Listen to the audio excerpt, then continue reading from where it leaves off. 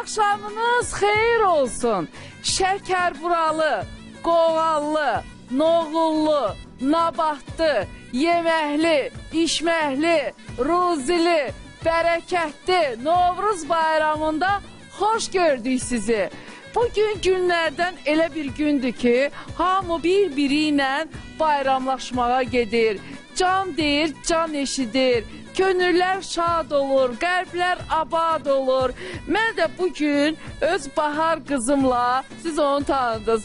Qışda qar qızı idi, baharda bahar qızı. Mənim gözəl nəvəmlə gəldik deyək ki, Novruz bayramınız mübarək olsun. Bir-birimizdən gözəl qonaqlarımızla bayramınıza bayram qatmağa çalışacağıq. İlk olaraq bu gözəl səhnəmizə, bayramımıza buyurur. Pəh!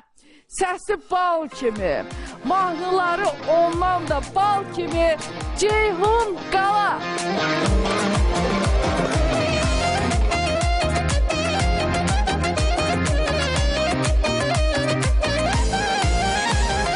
Rəhmim budur, güley gözəl, və qədrimi biley gözəl. Bu dünyada bir tək qalır sevənlərin adı gözəl. Rəhmim budur, güley gözəl, və qədrimi biley gözəl. Bu dünyada bir tək qalır sevənlərin adı gözəl. Gəl çəkim nazın sənin gözəl gözəl, bəsləyim özüm səni gözəl gözəl. Gəl çəkim nazın sənin gözəl gözəl, bəsləyim özüm səni gözəl gözəl.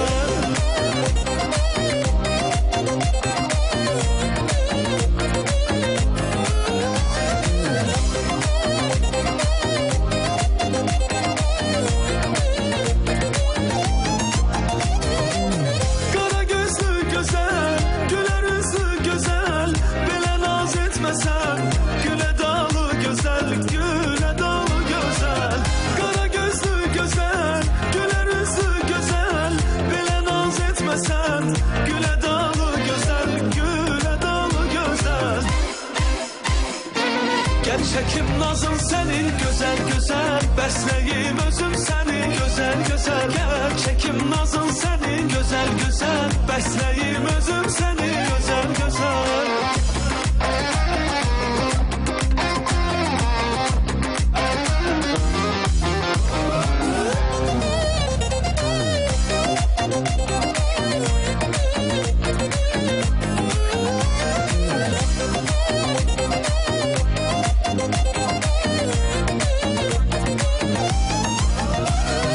Rəhmim budur, güley gözəl, və qədrimi biley gözəl.